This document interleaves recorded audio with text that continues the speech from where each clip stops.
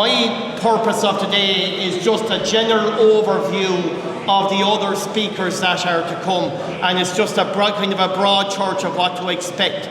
About 2 weeks ago, there was an article from Forest Industries Ireland predicting that, or forecasting that 2 billion will be made over the next decade.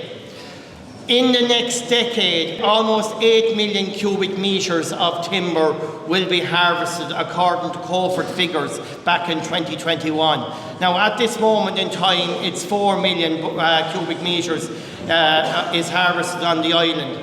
So forest owners and the likes of you are the link that will show this and will deliver this over the next decade. But for that to happen, you are the first generation of forest growers and forest harvesters. You are the people that will be experiencing this for the first time. And for me and from my role as a development officer, it's to put confidence and reassurance in you that the trade is good and that the trade can deliver for you, and not to fear what you've never experienced before. Looking at the graph here, if we look at the purple line, that's the total amount of timber up to 2039. Here we are at the moment around 2024, where there's 2.4 million cubic metres of harvested. Now if you look at the private growth for private owners on the green line, this is where the growth is going to happen. It's in with the private. The farmer growth is what is going to increase, and it's the likes of you is going to be the people that are going to deliver that. So the sustainability challenge, how to get this product to market. And there are things, and it's not kind of a crossing your fingers and hoping for the best. There are procedures here. And I remember when I was a very small fella in the community school in Castlecomer, and our woodwork teacher drilled into us, you measure twice and you cut once. And it's a fundamental belief that I still have. And as I've gone on in my forestry career, I fundamentally believe measurements and knowing what you have is an integral part of the process. For example, we can have the poor quality material that's used within pulp and firewood, and Jerry went through what the mills are expecting from the sector to what we would call the higher end products and the dimensions of those products.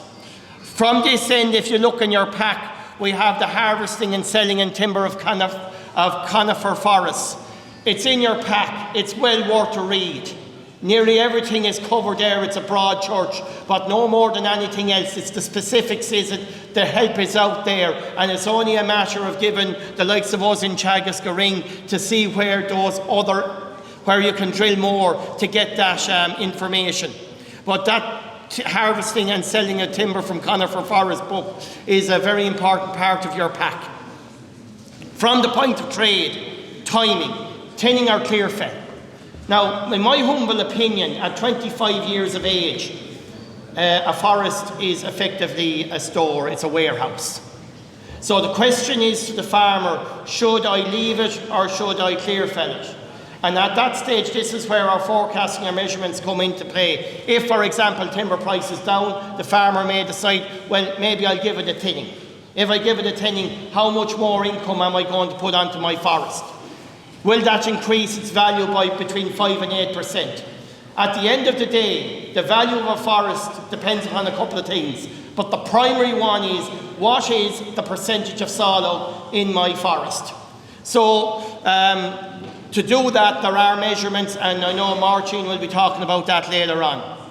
The felling licence, road repairs, what goes on, the environmental regulations, what is the preparation work needed to bring the forest to the point of sale. I've been asked over the years, how much is a forest worth by many farmers? But the reality of it is unless there's a road, it's not worth a lot. So putting in roads, redoing those roads, all those are very important things in the process. Measure, I've spoken about it already. Know what you're selling and know what volume can be removed. Know the sale type. For example, is it a standing sale? Is it a roadside sale?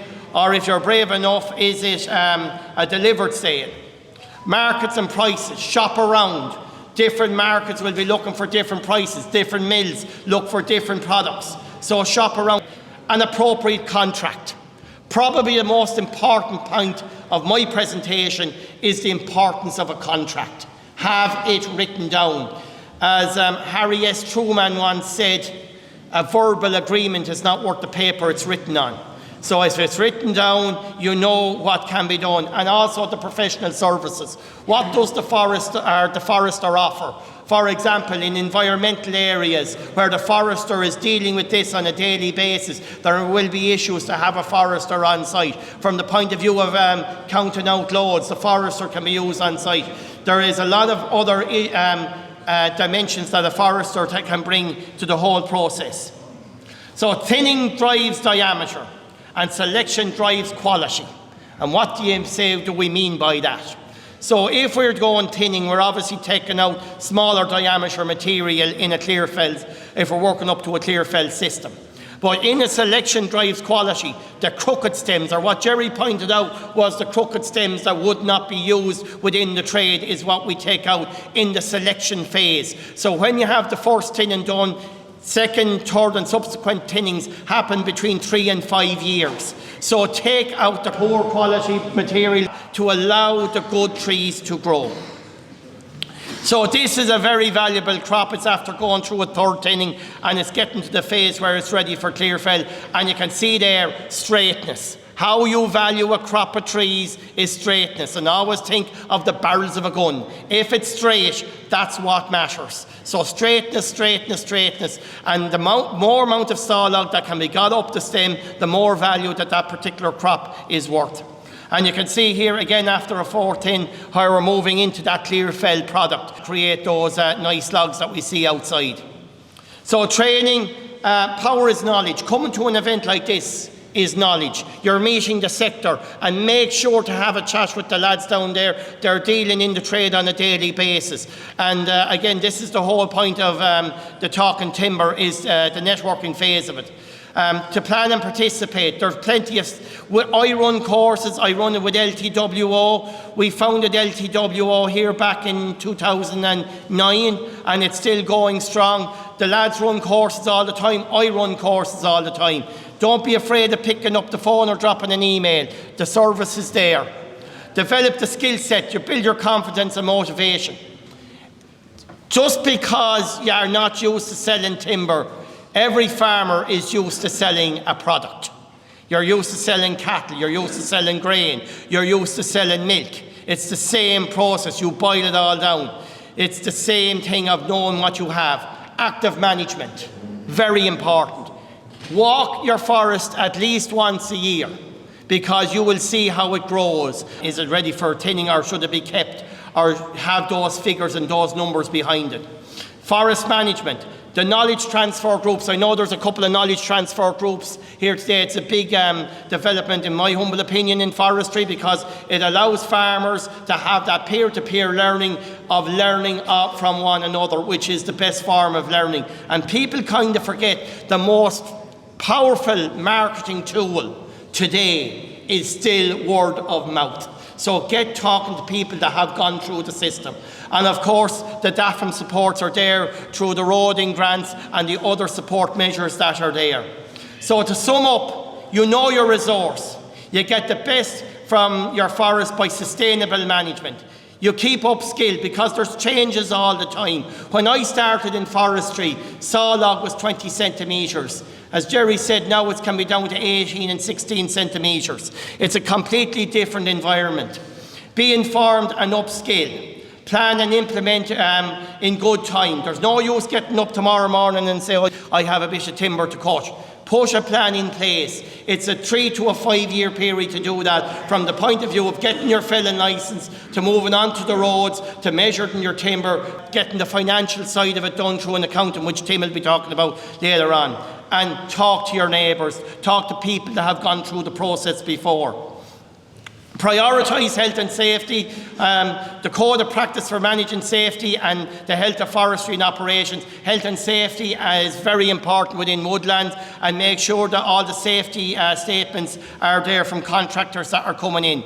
So site-specific and operational risk assessments, I spoke about the safety statement, and of course then all emergency numbers like hospitals and doctors if something goes wrong, and just keep a monitor on that as well. And that's covered in the HSA booklet there as well.